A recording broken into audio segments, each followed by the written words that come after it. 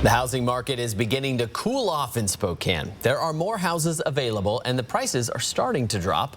This is partially because of rising interest rates, which are now above 7% in Washington. Some experts are now predicting that overvalued housing markets like Boise's and Spokane's will experience a dramatic drop-off in prices as more houses become available. KXLY's Jordan Smith joins us in studio now to explain what that means and how likely that really is to happen. Jordan. Well, it's no secret that Spokane is home to one of the most overvalued housing markets in the country, along with Coeur d'Alene. You can see Boise up there as well, and other western cities. And there's a lot of factors at play that have made some feel hopeful that this bubble is ready to burst. But based on what I learned today, it's not going to happen anytime soon. Spokane's once red-hot housing market has begun to cool off.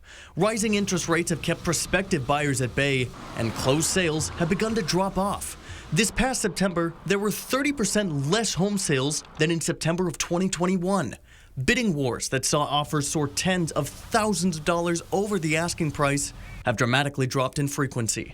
In May of this year, 69% of homes were selling above asking price. Right now, we're seeing about 36% of homes selling above asking price. The combination of rising interest rates, a growing inventory, and a decline in home purchases is making some hopeful that home prices will begin to drop off and cause Spokane's housing bubble to burst.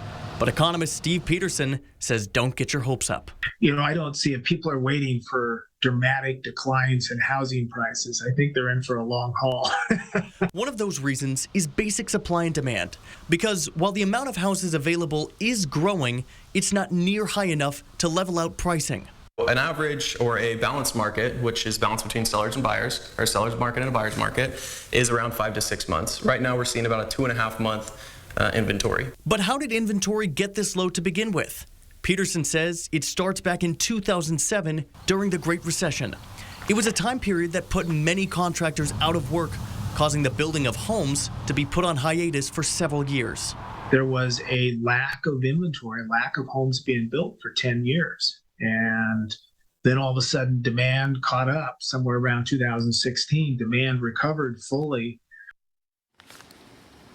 And 4 years later, that shortage was amplified by the pandemic, which halted construction of homes even further, which furthered the problem. On a positive note, though, Professor Peterson does think that these prices will begin to slowly level out in the next few months and become more affordable for buyers. In the meantime, it still remains very much a seller's market. Guys.